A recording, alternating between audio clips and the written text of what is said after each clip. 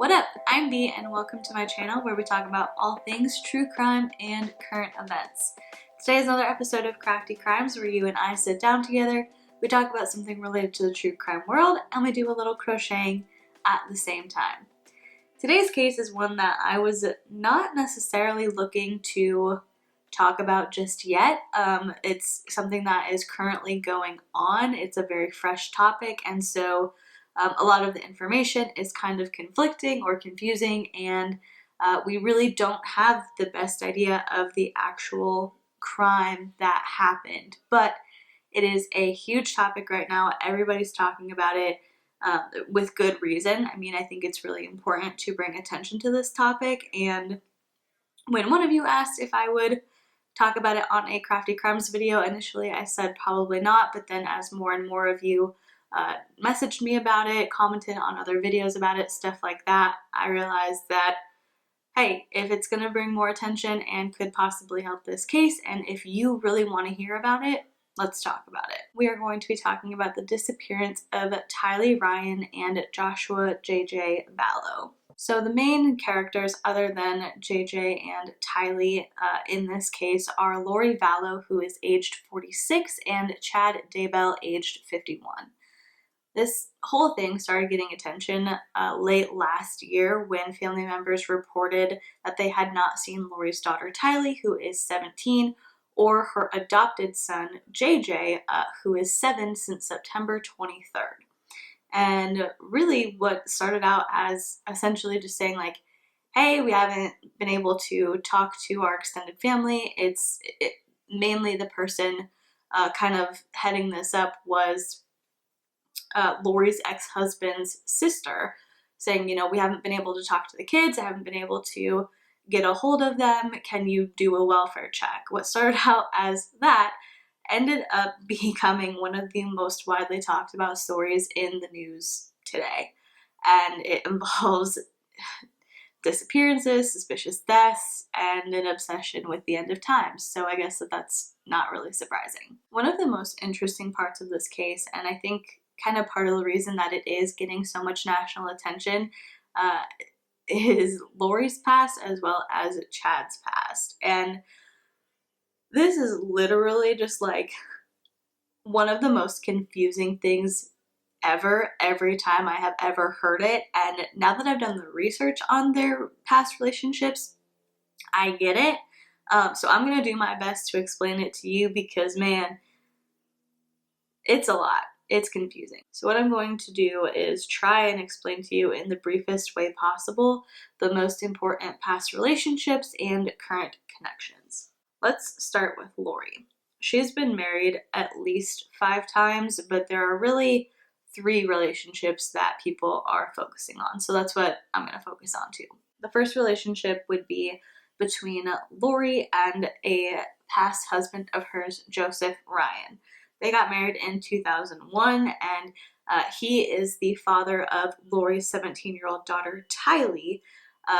Kobe, her oldest son, carries Joseph's last name, but he is believed to have a different father.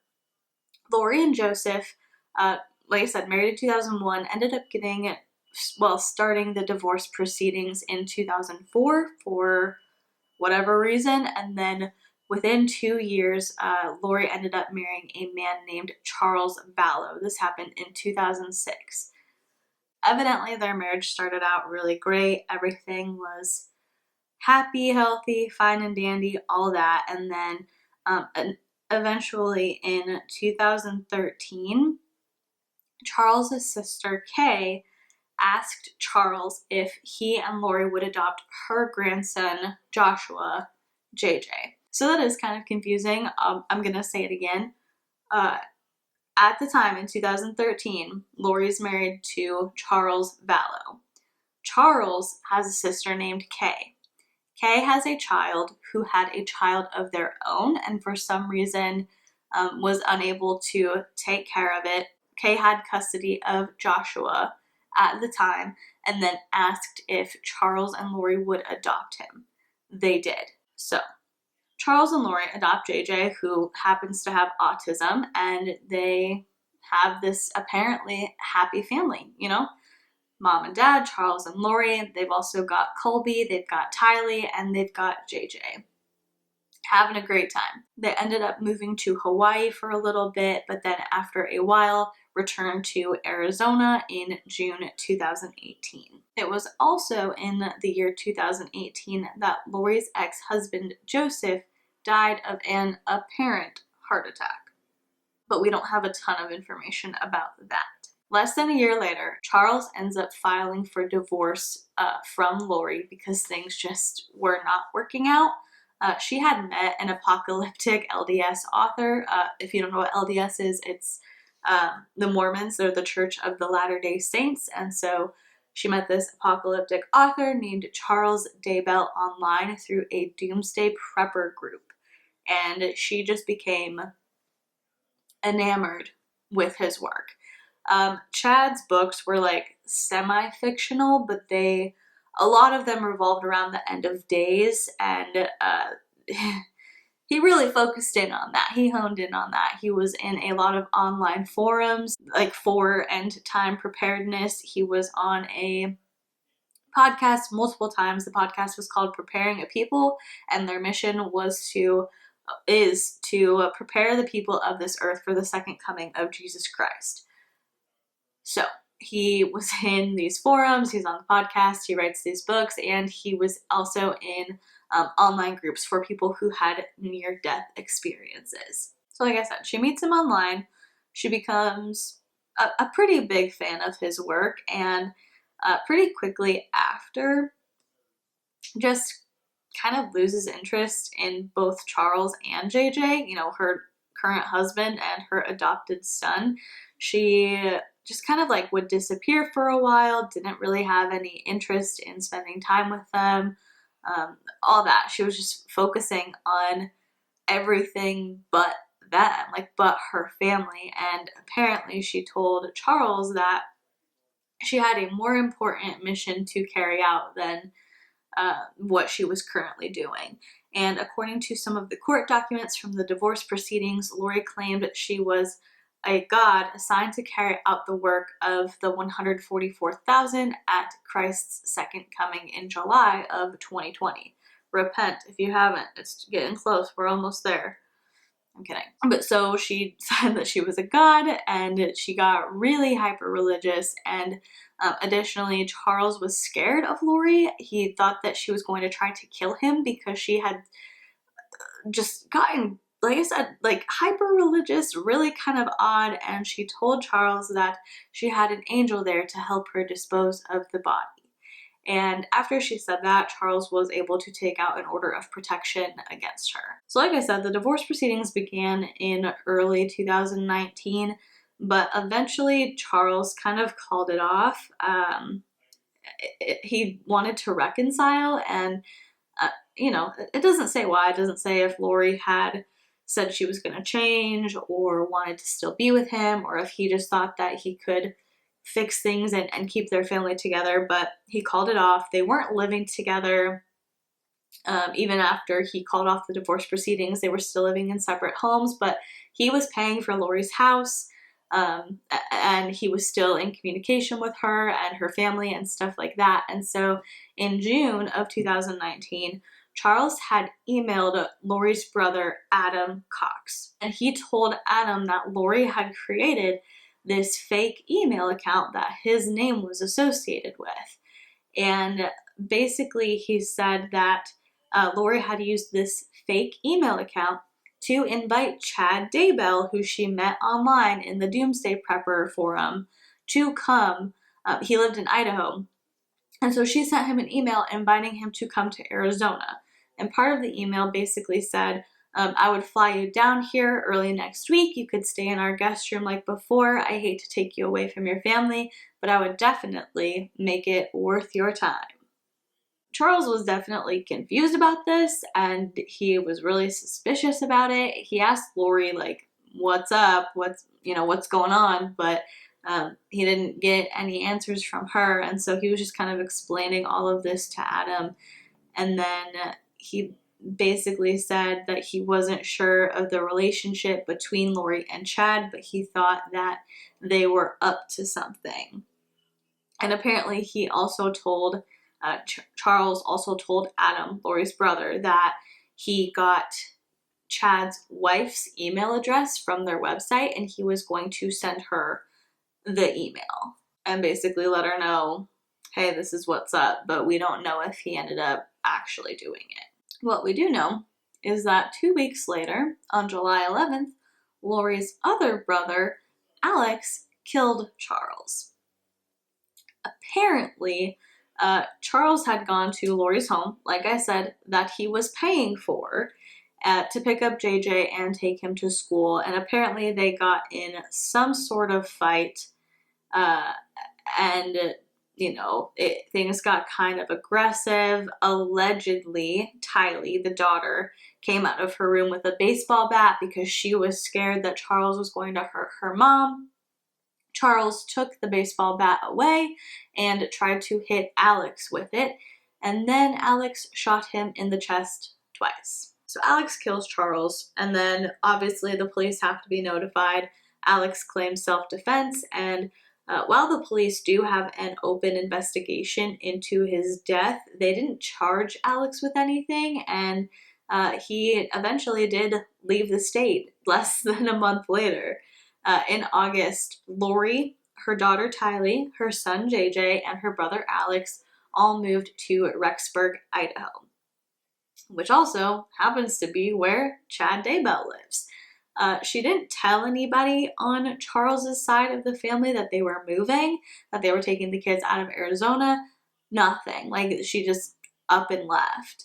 And so obviously that's super suspicious in and of itself, but something that makes it even more suspicious, even more crazy, is that in December, Alex, Lori's brother, was found unresponsive.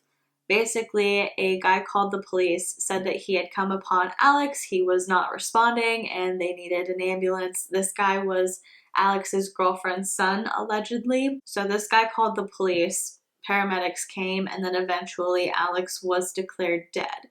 The cause of death hasn't been determined yet, but they did do an autopsy, and apparently the results are pending. So we'll see. But just quick recap here.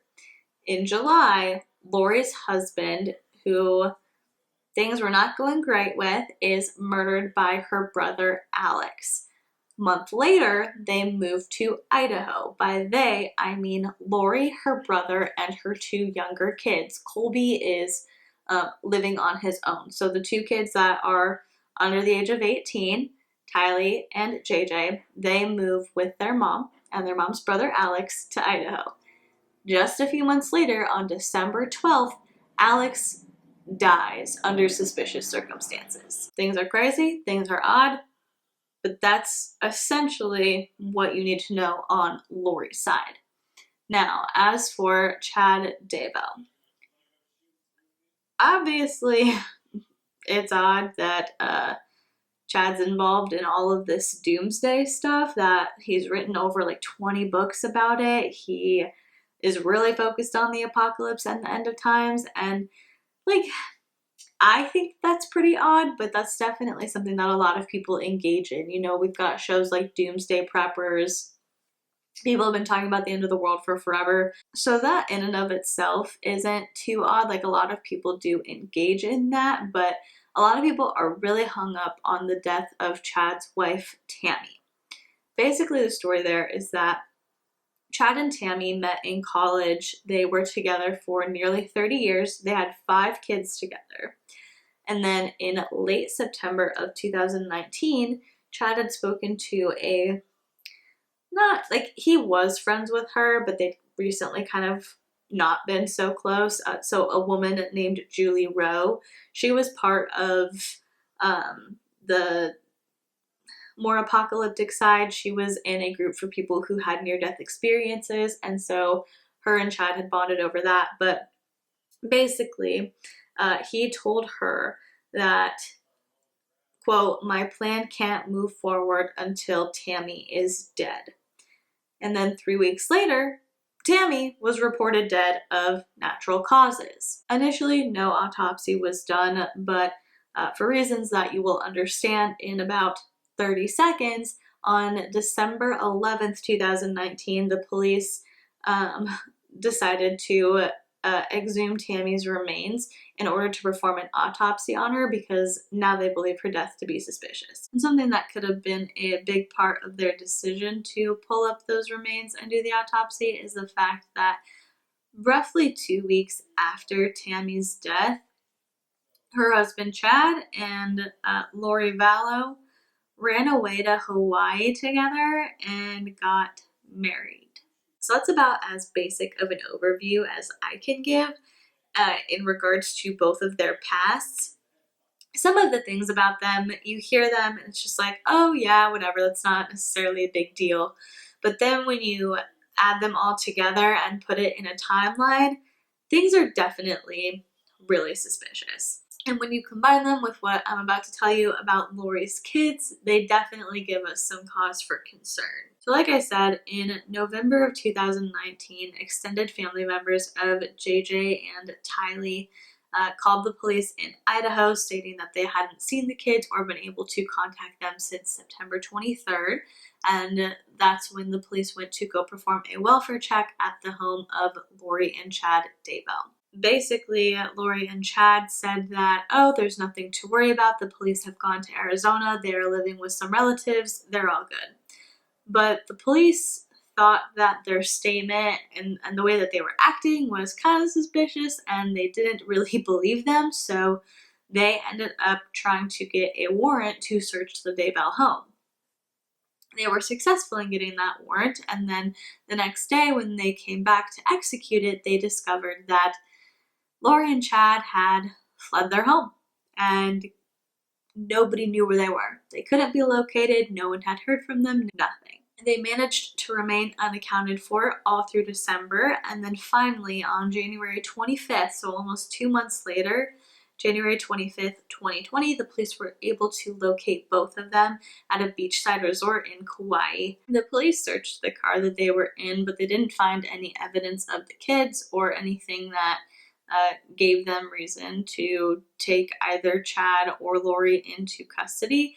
What they did give them, though, is a court order that said Lori had to bring the kids to the Idaho Department of Health and Welfare by January 30th or face legal action. So she had 5 days to get back to Idaho, bring the kids to this department and say, here they are, they're alive, they're fine. Lori didn't comply with this order. Nor did she give any indication of where her children were or if they were okay. Additionally, something that I think is probably part of the most confusing part about this is that she's not shown any concern over her kids. She's not made like any type of statement about where they may be. Obviously, when she was first questioned about all this, she told the police, oh, they're with family members in Arizona, but no one in Arizona has them. No one's heard from them, nothing. And so you would think that, like, not to like give out crime tips, but if your kids are missing and you've said, oh, I sent them to live with someone in Arizona and you really did something to them, your next step when confronted by the police is to be like, oh my God, no, the family must have done something. You know, like, she's not acted concerned in any way, shape, or form. Whenever the like media come up to her and be like, hey, where are your kids? Are they okay? Are they alive? She says nothing. She doesn't try to deflect blame. She doesn't say they're fine.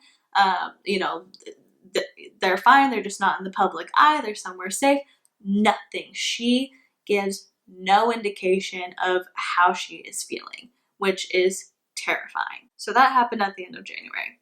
Then on February 4th, there was this storage company in Idaho that ended up contacting the police and releasing some security footage, and it showed Lori and her husband, or Lori and her brother Alex, the one who killed her ex-husband Charles, going in and out of this storage unit throughout October and November, just carrying tons of stuff in there. And then when the police searched the unit, they found tons of items that belonged to Tylee and JJ. They found photographs, clothing, bicycles, blankets, all that kind of stuff. But Again, no trace of either of them. And then a few days after that, on February 10th, it was reported that Tylee's phone had been found in the possession of Lori and Chad. And so the police, of course, ended up looking through it and doing some research. And apparently it had been used since she was reported missing. In October, there were 2 Venmo payments made through Tylee's phone to another family member. And then on October 25th, a text was sent to one of Tylee's friends that said, quote, "Hi, miss you guys too, love ya." But apparently the friend was like, "That's not how Tylee talks. That seems really suspicious." And so obviously kind of the common theory here is that after whatever happened to Tylee and JJ happened to them, Lori or Chad used her phone and tried to make it look like she was still alive, but did kind of a really odd job at it. Not the greatest impersonators of 17-year-olds, I guess. So just most brief wrap up that we've got here. Kids have been missing since September. When questioned about it, their mother and her new husband decide to flee the continental United States.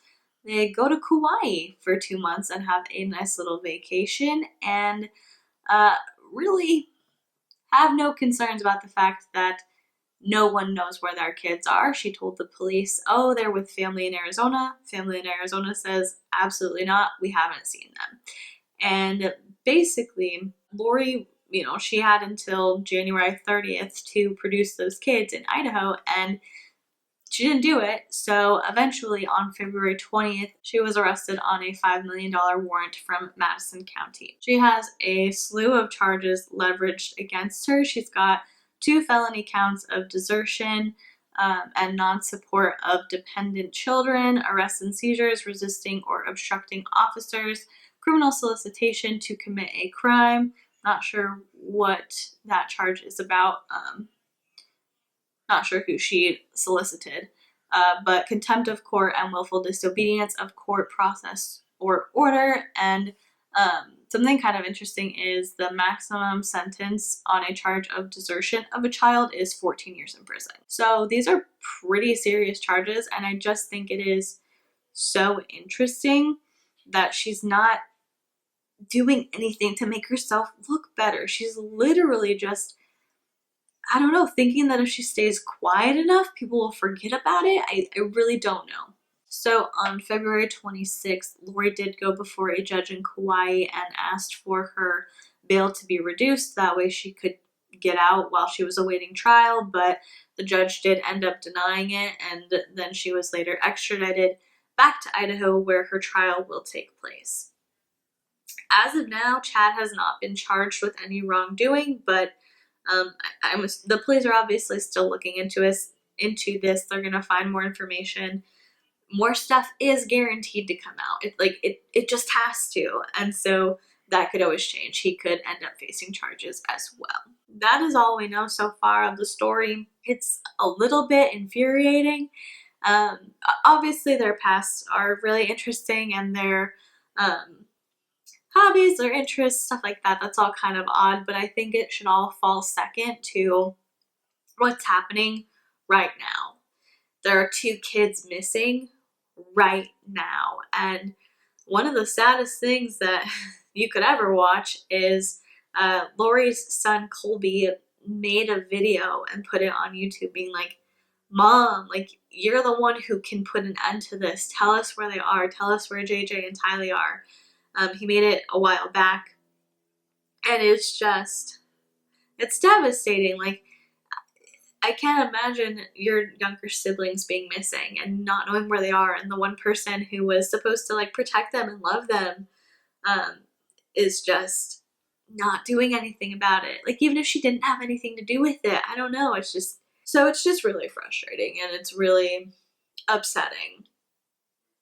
And a lot of people don't know what to believe. With me, I'm kind of conflicted because I'm like, oh, they're probably dead. Like, she probably killed him. She wanted to start over as a god and be in charge of bringing the 144,000 into heaven or whatever.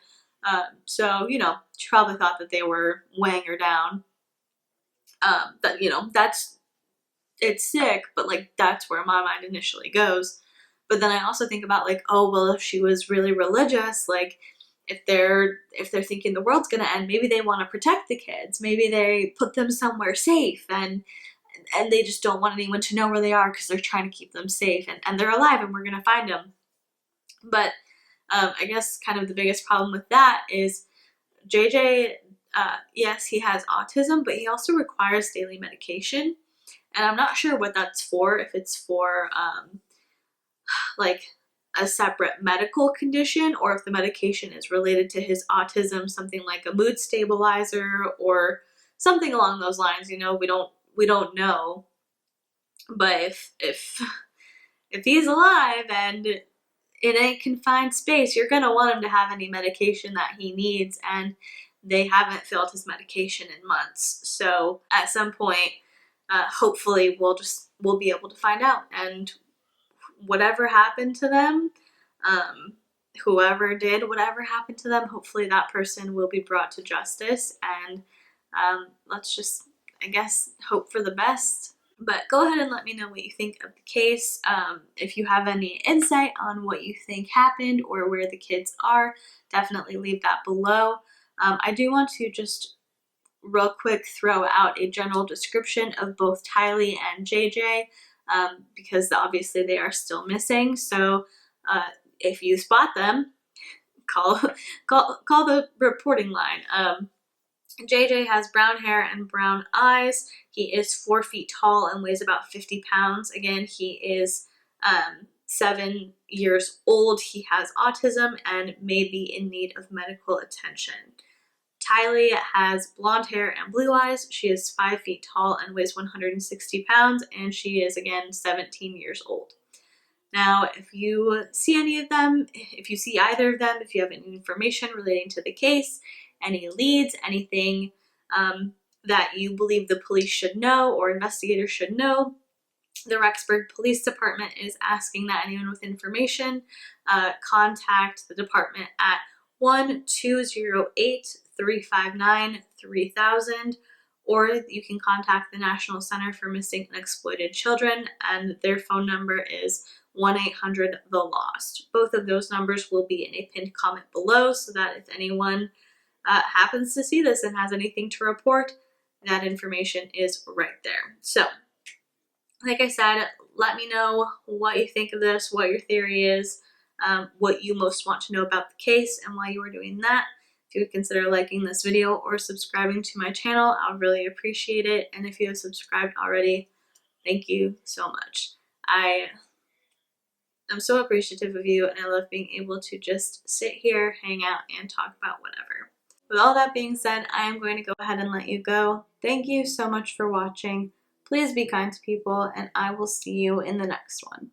Bye.